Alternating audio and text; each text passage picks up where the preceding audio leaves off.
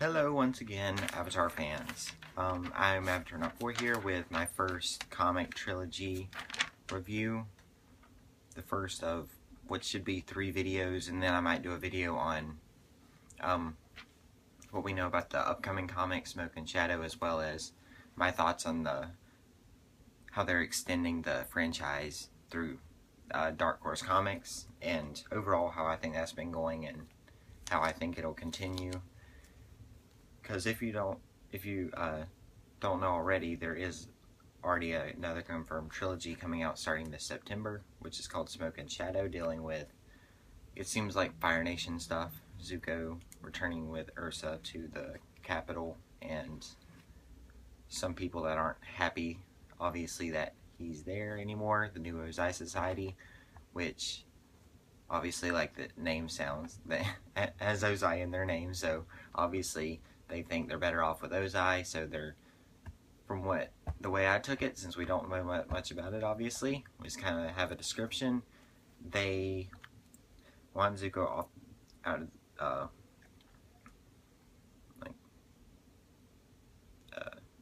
not to be Fire Lord. They want Ozai back. So, I think that'll be really interesting, and also how they'll, all the Fire Nation citizens as a whole will welcome Ursa. Like, I don't know really if the word got out what she did, or did they just hear that she was a traitor, or do they think something happened to her? They don't know really what. I think that'll be interesting overall. But once again, we don't really know that much about it, but I'll do a video later on that when hopefully we get a few more pieces of news about that. So yeah, in this video I will be reviewing the first comic trilogy that came out in 2012 when Korra started. It's The Promise, parts 1, 2, and 3, and also have the hardcover edition as well. Overall, I think it's a great start to a great extension of the Avatar universe through the comics. I honestly didn't think they would go this deep. I knew with it being Avatar, I'd love it because it's continuing the story, it's canon, and it's really cool when the creators are working with the writers, the artists, and everything to make sure that it's good in quality, and that's why it's canon. And everything makes sense. You can tell they really put some time and effort into trying to do the best they can to satisfy the fans and let us know what happened without kind of ruining everything, which I was kind of worried about. But, so yeah, let me get my notes out. Once again, this will be the first of 3 comic reviews specifically right now. I'll review The Search later on, then The Rift after that, which once I get that back from my friend that I'll let him borrow. But I'll reread those and look over it and make notes as I read through it again, just like I did with this one. But so yeah, that's gonna be the plan for probably the next 2 weeks or so. Hopefully I'll be able to get The Rift back from my friend and reread them and take notes from there. But yeah, let's start with The Promise. Okay, The Promise, one thing that I really like is that on the first page, it's just like the Avatar intro to an episode, the opening credit scene, kind of, where it shows like Katara narrating. That's basically, it's the exact same thing except the last line, where in the comics it shows Aang fighting Ozai and what the aftermath of that, and then how he's like standing over Ozai after he like took his bending away like a hero, and Katara was like, and you know what? He did save the world, just like I said. I was like that, even though literally it's the exact same thing, just in comic form. It's pretty cool. That took like several pages. I like that they did that. And also how they started out by weaving in the conversation with the Earth King about the Harmony Restoration movement, which is the big main idea of The Promise overall, and what that is before what we saw in the show. and how everything flows as a continuation from the Cat-Aang kiss scene at the end, which I'll go into more detail now. I'm going to try to explain it the best I can. I love how we saw that something happened like right before the scene that we thought, like honestly I thought that was just a few days later and we just cut back to them and nothing really happened. Well, obviously I didn't know about the Harmony Restoration movement, but it makes sense why they would that makes sense now why they're in Ba Sing Se. They're meeting with the Earth King to make a plan to bring harmony once again to the rest of the world. That makes sense why Zuko isn't right away at, like, he was at the tea shop, not running the Fire Nation currently. And overall, I love how they put that in front of that to, yeah, I like how everything was just flowed beautifully. And then, once again, the scene, it was just like in the show, literally, line for line, just comic form, so illustrated instead of animated, really. The tea shop scene where Sokka's drawing has the drawing, and everyone's commenting on, I think that's the first page thing we see from that scene. Then Todd's like, I think you all look perfect. Then that's that scene, and then you see Aang and Katara go out and kiss, just like in the show. Then it picks up directly after that, which I love this scene. It's probably my favorite panel, just because I was curious, would anyone see them? How long did they kiss? And like, because it seemed like a while, but from what we just saw, and Sokka totally freaked out, just like I thought he would, which I love that. He's like, rah! And then Aang was like, we're not doing anything over here. Okay. So anyway, I love that scene. It was pretty funny. Sokka's reaction, how his face was illustrated. So yeah, I love that as a big Katang shipper myself. I love everything to do with Cat-Aang and what I'll bring up later on in this review. Another thing I really liked was Zuko's story and how it's changed so much from the show. Well, first off, let me explain something so it makes more sense. Within like the first like probably 10 pages, I think, we just see something at the top of one page after several pages of describing what the Harmony Restoration movement is and everything. It says 1 year later. I was like, dang, they're like literally. So yeah, you see, and in that scene where we first see 1 year later, it shows Zuko kind of freaking out, like he thinks someone's trying to assassinate him, which obviously he's right about from that girl Corey that is a new character. But overall, that leads him to like talk more to Ozai and that side of thing. Overall, in the first two parts, that's pretty much all he does. He talks with Ozai, but he's kind of back to I don't really say his bad side, because he's not. He's still a hero and everything, but he's kind of on the fence, like he was in book 2, kind of like, do I do the right thing? Do I not? And especially now, he was compared to Ozai. They're like, you're just like your father, and then he freaked out, like, no, I'm not. That was I think that really got to him, and which sets up the whole Ozai conversation involving the "Where's my mother" thing that we saw, and also the other scenes that features backstory. I honestly don't remember that much from that scene, but overall I know how it's kind of, he's getting more and more on the fence about it. But let's see, more about Zuko's story. Gradually becoming more and more like Ozai, which eventually leads to Zuko dropping from the Harmony Restoration movement, which obviously makes Aang and, well, not really Aang, because he's more understanding. The others think like, wait, Zuko, is he going bad again, or what's happening? Like, Aang was actually kind of hesitant to believe that once he heard it. He was like, no, not Zuko, he's changed, he wouldn't do that. But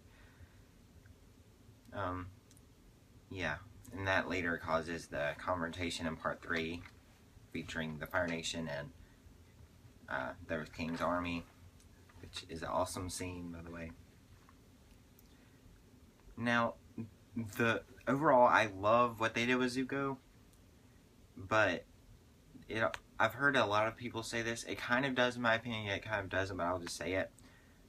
I think it kind of, I've heard it hurts his arc in the show, which, in my opinion, is, from what I've seen at least, probably the best character arc I've seen in anything. How he started out as a villain, burned his father. I don't, like I've said in my previous videos, consider him overall a really bad guy. He was just doing what his father wanted to get his honor back. Now, he was not like Azula at all. Like, Azula really was a true villain, but he was just kind of doing what he had to get back after he was abused and by his father and everything. Then in book 2, he's like in the finale of the Crossroads of Destiny, which the title says exactly what he's doing. Like Iroh says, which path are you going to choose, the good or the bad? And he chooses Azula. But once again, he's kind of on the fence. Then he gets to the Fire Nation after restoring his honor and thinking, telling everyone that he killed Aang.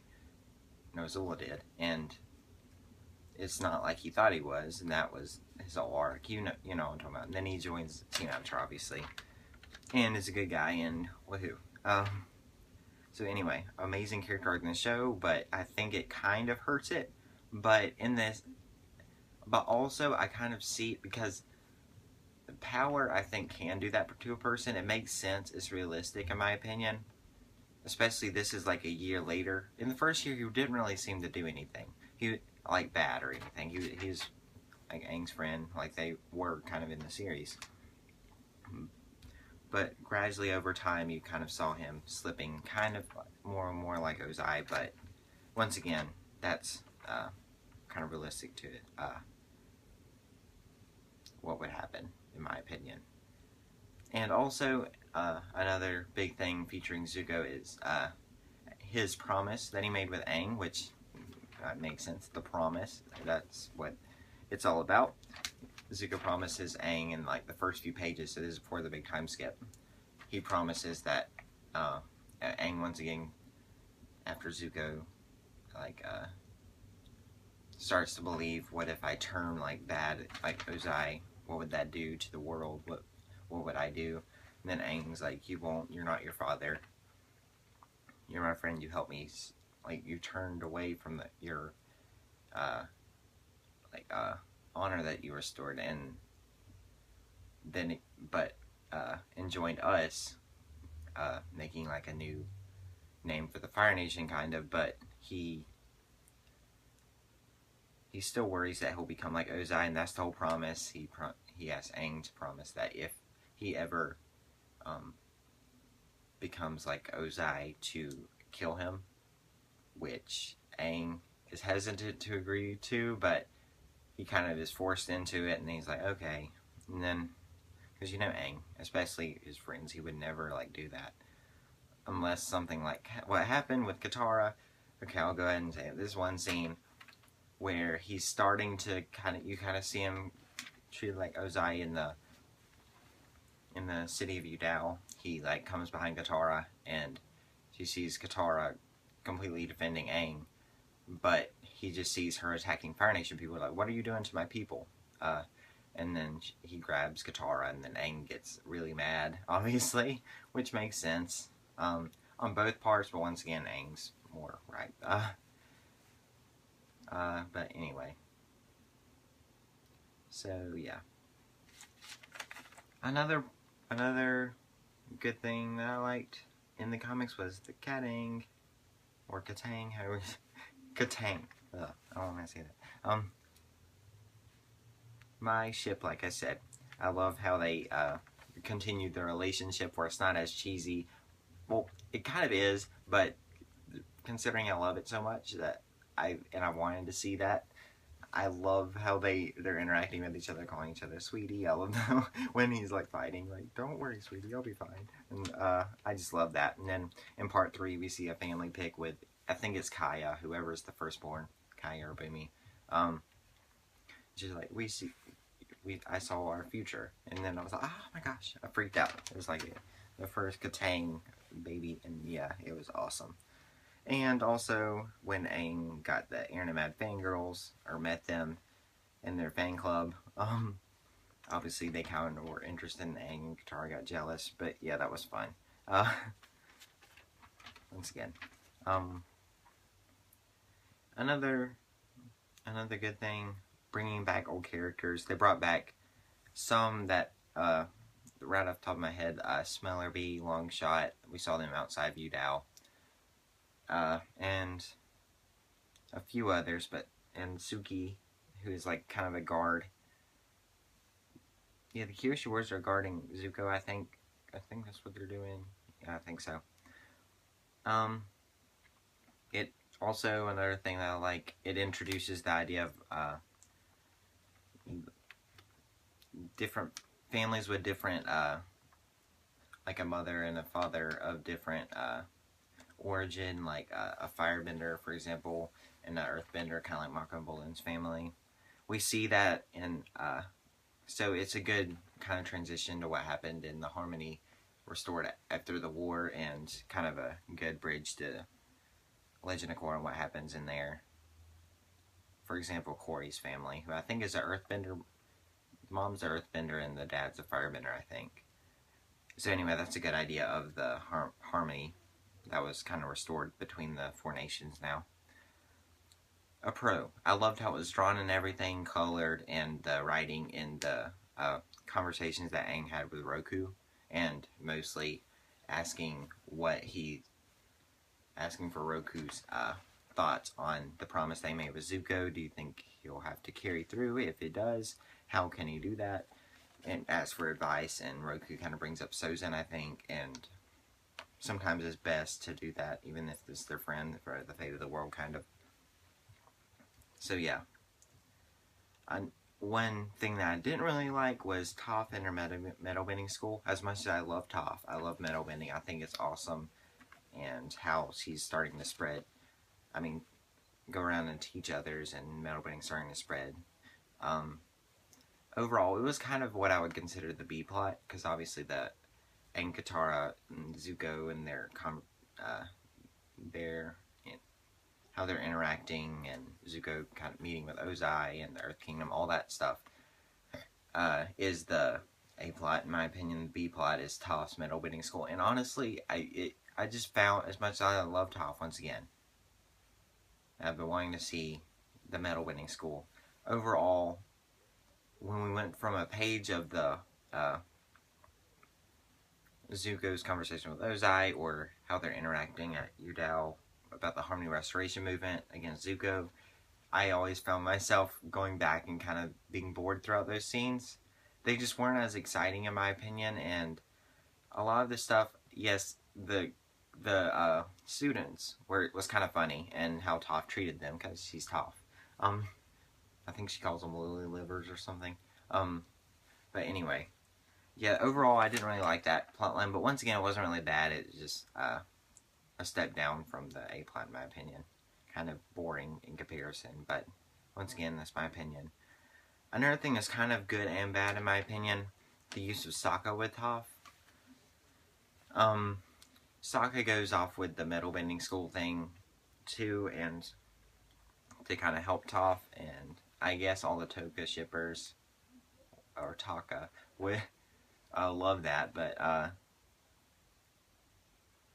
it's kind of going back to the Sokka, just the humor side of him and his character. He's not like a warrior, really. He's just kind of used as comic relief once again in this. But once again, that's kind of his character. I just kind of wish we would have seen more cool Sokka fighting the soldiers once again with Aang in them. And that would have been cool, in my opinion. But once again, it's in character, but I kind of don't like how they just went back to just the humorous role. Kind of like the problem with Bolin in Legend of Korra, for especially the first, for several episodes at least, throughout the series. He's just used as comic relief, that's it.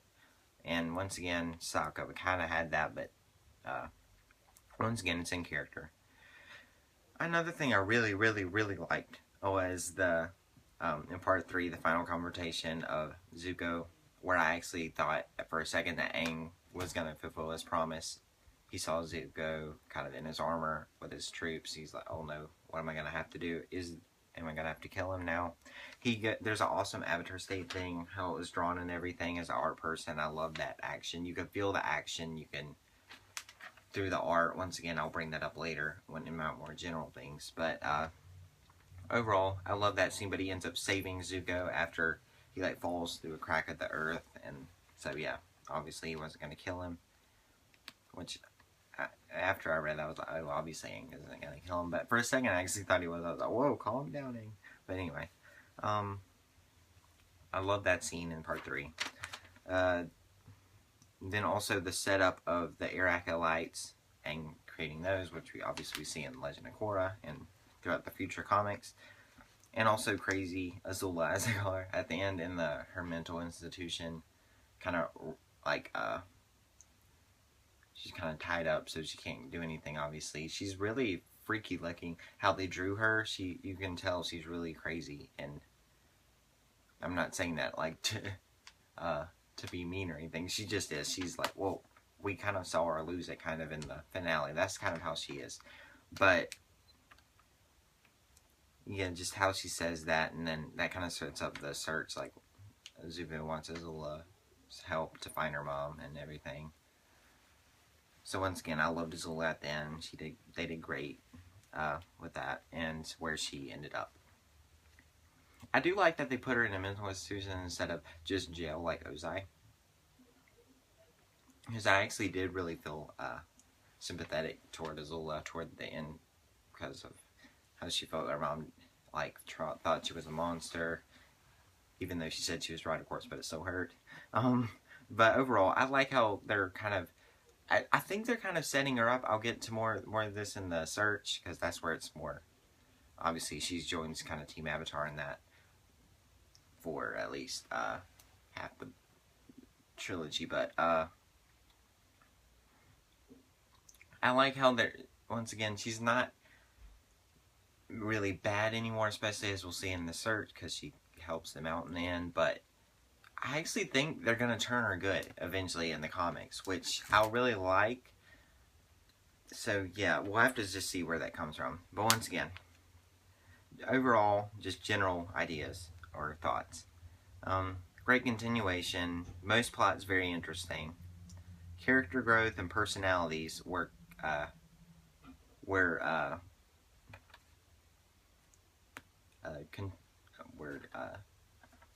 the same pretty much as in the show, which I really liked through the writing. Once again, I think them working with the creators really helped that. But yeah, the way they kind of overall they stuck with their growth, and they're continuing to grow, especially Aang. Not only physically, because there's many years, and it's cool seeing them kind of really mature, and several years later, but they're continuing that growth and their personality, which I really like in the writing. Which I honestly was worried about that too, how it would translate in writing this time since it's different. But I think they're doing a really good job with that. Once again, great art. I love the art and designs and everything. How they're drawing the action scenes and the elements. It's awesome. And so yeah, overall, my least favorite trilogy out of the 3 we have so far, but still extremely, extremely good. I loved it, but in comparison to the Search and the Rift, I think it's not as interesting personally. But once again,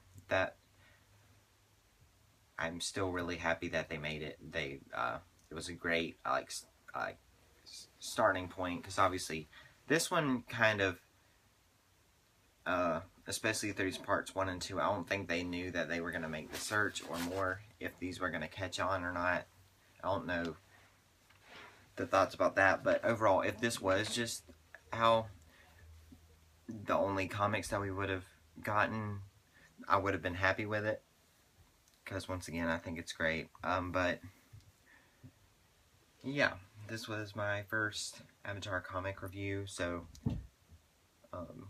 it was a little bit different for me because I had to kind of summarize everything that I liked and didn't like based on pages. It was a little different than episodes, kind of. So this is my first one. Hopefully I didn't do too bad. But,